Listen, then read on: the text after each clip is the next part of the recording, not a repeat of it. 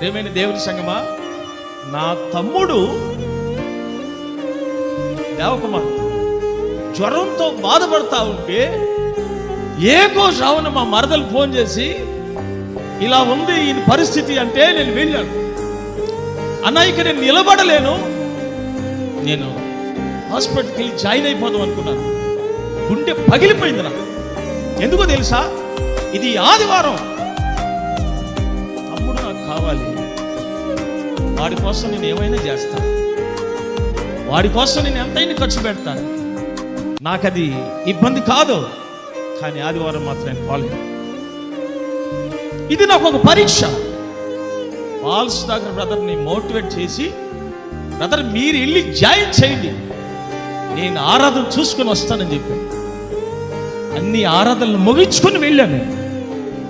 ఎవరి కోసం? ఎవరు ప్రేమించాలి మనం?